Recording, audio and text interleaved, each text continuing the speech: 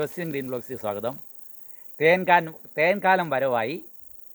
Honey season ചെയ്യേണ്ട കുറേ കാര്യങ്ങളാണ് പറയുന്നത്. ഇത് മസ്റ്റായിട്ട് ചെയ്താൽ നമുക്ക് വൻതോതിൽ തേൻ ഉണ്ടാക്കാൻ സാധിക്കും. നമ്മൾ ആദ്യമായിട്ട് ചെയ്യേണ്ടത് ഈ തേനീച്ചക്കൂടിൻ്റെ അടിഭാഗത്ത് ഈ റാട്ടുപുഴു ഉണ്ടോ നോക്കണം. ആ റാട്ടുപുഴുക്കളെ നമ്മൾ തൂത്ത് വൃത്തിയാക്കണം. ഈ സീസണിലും റാട്ടുപുഴുക്കൾ ഉണ്ടാകാം. അത് വ്യാപിച്ചാൽ തേനിൻ്റെ ഭാഗത്തേക്ക് എല്ലാം കയറി തേൻകൂട് ഇല്ലാതായി പോകും. ഈച്ചകൾ വേറെ കൂട് ഒഴിഞ്ഞു പോകും. അപ്പോൾ ആകാതിരിക്കാൻ വേണ്ടി നമ്മൾ കൂട് വൃത്തിയാക്കണം.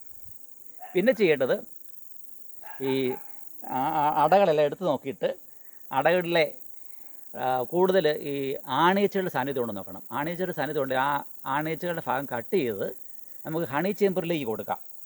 ഹണി ചേമ്പറിലേക്ക് നമുക്ക് തേൻ ഉൽപ്പാദിപ്പിക്കാൻ വേണ്ടി അത് കട്ട് ചെയ്ത് കളയുമ്പോഴത്തേക്ക് അത് പെട്ടെന്ന് അതിൻ്റെ അഴുക്കായിട്ടുള്ളത് കൂട് വൃത്തിയാക്കിയ ശേഷം അവിടെ എല്ലാം തേൻ നിറയ്ക്കും. വലിയ ചേമ്പറിലാണ് ഈ ആണീച്ചകളുടെ ചേമ്പറിൽ മുഴുത്തതാണ്. അപ്പോൾ അവിടെ കൂടുതൽ തേൻ ഉണ്ടാക്കാൻ സാധിക്കും അവർ തേനീച്ചകൾക്ക്.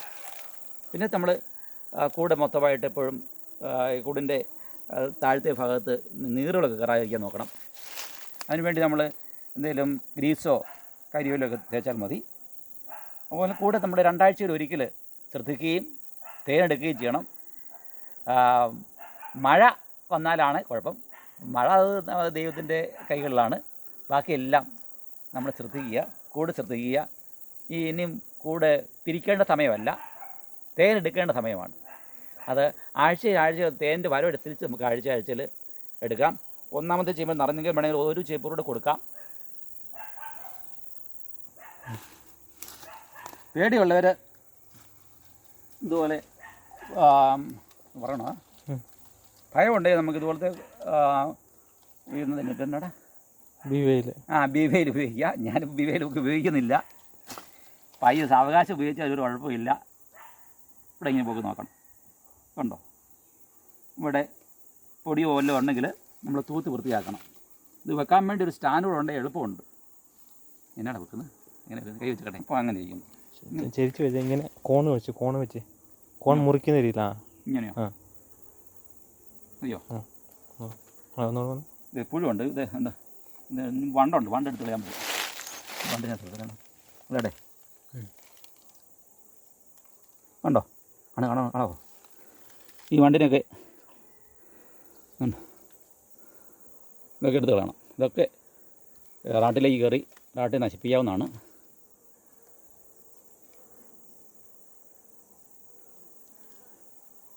കളയുന്നു.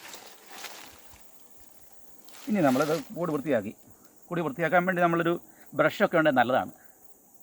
അല്ലെങ്കിൽ തുണിയോ എന്തുകൊണ്ട് തൂത്ത് വൃത്തിയാക്കിയാൽ മതി. എല്ലാം കളഞ്ഞു. ഇനി നമ്മൾ കൂട് വെക്കുന്നു. എപ്പോഴും ഓർക്കുക, വൻതോതി ഉള്ളപ്പോൾ ഒരു സ്റ്റാൻഡിലൂടെ കൈ വെക്കുന്നത് നല്ലതാണ്. എങ്ങോട്ട് അല്ല ഈച്ചകൾ കുത്തുണ്ടാകും. ഇതിപ്പോൾ ഞാൻ ഭയമൊന്നും ഇല്ലാത്തതുകൊണ്ടാണ് ഇങ്ങനെ കൈകാര്യം ചെയ്യുന്നത്. വെക്കുന്നു. ഓക്കെ. ഇനി നമ്മൾ പെട്ടി ഒന്ന് നോക്കുകയാണ്. അണിച്ചേമ്പർ നോക്കിയിട്ട് അണിച്ചേമ്പറിലേക്ക് കയറിയിട്ടുണ്ട് കേട്ടോ.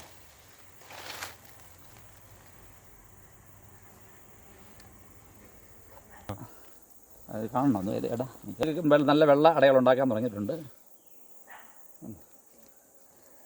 ഉണ്ടാക്കാൻ തുടങ്ങി. റബ്ബറൊക്കെ ഉള്ളതുകൊണ്ടാണ്. പോരെ, ഇതോടെ എടുക്കുമ്പോൾ തേനീച്ചകൾ എടുക്കുമ്പോൾ എപ്പോഴും സാവകാശം എടുക്കാവുള്ളൂ. ചാടി പിടിച്ചെടുക്കരുത്. കുത്തുണ്ടാകുന്നില്ല, നമുക്ക് കുത്ത് കിട്ടും. സൂക്ഷിക്കണം. പട്ടിയുണ്ട്, സൂക്ഷിക്കുന്ന പോലെ തേനീച്ചയുണ്ട്. നമ്മൾ സൂക്ഷിച്ചാൽ നമ്മളൊന്നും ചെയ്യത്തില്ല. അവർ വലിയ സ്നേഹത്തോടെ അവരോട് കൈകാര്യം ചെയ്യണം. ആണ് ഓടാ. ആ പെട്ടി വെച്ചോ, വെക്കട്ടെ.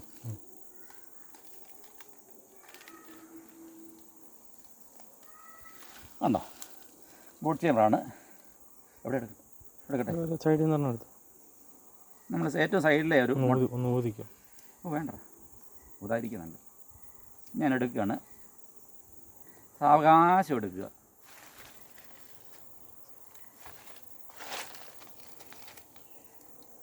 ഒത്തിരി നിറയ്ക്കുകയും ചെയ്യരുത്. കാണിച്ചു നമ്മൾ നോക്കുകയാണ്. ഉണ്ടോ? ആണീച്ചകളുടെ മുട്ടയുണ്ടോ നോക്കുക. ഈ പൊങ്ങി നിൽക്കുന്നതാണ് ആണീച്ചകളുടെ മുട്ടകൾ. അത് കളയണം. ഉണ്ടോ? ഇത് ഉണ്ട്. അങ്ങനെ ഇങ്ങോട്ടോ ഉണ്ടോ? ഉയർന്നു നിൽക്കുന്ന ഈച്ചകളാണ് ആണീച്ചകൾ. പോതല്ല പിന്നെ കുത്തുവാൻ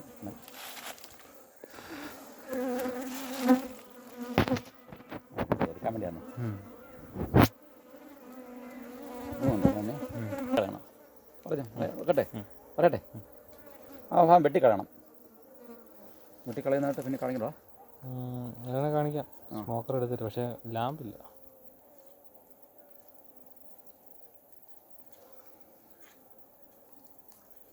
ഇങ്ങനെ സാവകാശം വെക്കുക. ഉണ്ടോ? ഒന്നും ചെയ്യുന്നില്ല, കുത്തൊന്നേ ഇല്ല. പറയോ? ഇനി ആണിച്ചമ്പോട് വെക്കുകയാണ്.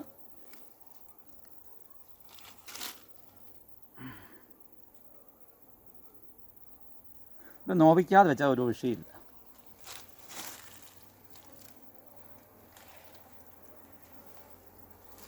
ഉണ്ട്, എടുത്തോളൂ. ഇങ്ങനെ എത്ര പെട്ടി വേണം നമുക്ക് കൈകാര്യം ചെയ്യാൻ പറ്റും. സ്മോക്കർ ഉണ്ടെങ്കിൽ പറഞ്ഞോ, പറയട്ടെ. സ്മോക്കർ ഉണ്ടെങ്കിൽ എളുപ്പമുണ്ട്, കുത്തുകയില്ല. ഇന്നിപ്പോൾ കുത്തിയില്ലെന്നേ ഉള്ളൂ. സ്മോക്കർ ഉപയോഗിച്ച് ആ അണിച്ചുള്ള ഉള്ള ഭാഗം തേനീച്ചയെ മാറ്റുക. എന്നിട്ട് കത്തിയോട്ട് കടിച്ച് കളഞ്ഞാൽ മതി. എന്നിട്ട് ആ അടയെ നമുക്ക് ഹണി ചേമ്പറിലേക്ക് മുകളിലേക്ക് ഇട്ട് കൊടുക്കുക. ഇവിടെ ഇട്ട് കൊടുക്കാൻ പറ്റും. പെട്ടെന്ന് ഒരു തേനുണ്ടാക്കും. ഇത്രയും നോക്കുക. ഇനി പറയലോട് പറയാനുണ്ടോ? ഇപ്പോൾ 2 ഫ്രെയിമിലാണ് കെട്ടിച്ചിരിക്കുന്നത്. നമുക്ക് ആ അട ആണിച്ചയുടെ അട കട്ട് ചെയ്ത ശേഷം ഇങ്ങോട്ട് 2 ഇടത്തോട്ട് കെട്ടി വെക്കാൻ പറ്റും. രണ്ടിടത്തോട്ടോ അല്ലെങ്കിൽ 3-ാം ഭാഗത്തേക്ക് കെട്ടി വെക്കാൻ പറ്റും. മുറിച്ച് കെട്ടി വെക്കാം. അത് ഒരു റബ്ബർ ബാൻഡ് ഇട്ട് കെട്ടിയാൽ മതി. അങ്ങനെ ഈ ഒരു ചേമ്പർ വെക്കാം, ബ്രൂഡ് ചേമ്പർ. അതിനുശേഷം 2ാമത്തെ ബ്രൂഡ് ചേമ്പർ നമുക്ക് വേണമെങ്കിൽ വെക്കാൻ പറ്റും. നമുക്ക് സമയമില്ല, 2 ആഴ്ച ഒരിക്കൽ വേണമെങ്കിൽ എടുത്താൽ വെച്ചാൽ മതി. ഒന്നുകൂടി വെച്ചാൽ 2 ഹണി ചേമ്പറിൽ തേനാക്കാൻ പറ്റും. എന്നിട്ട് എടുക്കാം. എല്ലാ ആഴ്ചയിലും എടുക്കാൻ നേരം ഇല്ലാത്തവർക്ക് 2 ആഴ്ച കൂടുമ്പം എടുത്താൽ മതി. 2 ഹണി ചേമ്പർ വെക്കാം. ഇത്രയേ ഉള്ളൂ. അപ്പോൾ വൻതോതിൽ തേൻ ഉണ്ടാക്കാൻ സാധിക്കും. ഈ വർഷം നല്ലൊരു സീസണാണ്, ഹണി സീസണാണ്. തേനീച്ചകളെ നന്നായിട്ട് പരിപാലിക്കുക. കൂട് കെട്ടിവെക്കണം. അതുപോലെ തന്നെ നീറുകളെ കയറാതിരിക്കാൻ വേണ്ടി ഗ്രീസ് താഴെ കരിയോയിൽ ആ പാത്രത്തിൽ വെക്കുക. കൂടിൻ്റെ ചുറ്റും മറ്റ് ശത്രുക്കൾ ഉണ്ടാകാതിരിക്കാൻ വേണ്ടി അത് ഈ ചിലന്തിയൊക്കെ ഉണ്ട്, അതിനെയൊക്കെ പരമാവധി രാവിലെ വന്ന് തട്ടിക്കളയുകയാണെങ്കിൽ തേനീച്ചകൾ അധികം നഷ്ടപ്പെടാതിരിക്കും. ഇത്രയും കാര്യങ്ങൾ ചെയ്താൽ വൻതോതിൽ ഈ വർഷം നമുക്ക് തേൻ ഉൽപ്പാദിക്കുവാൻ സാധിക്കും. Thank you for watching.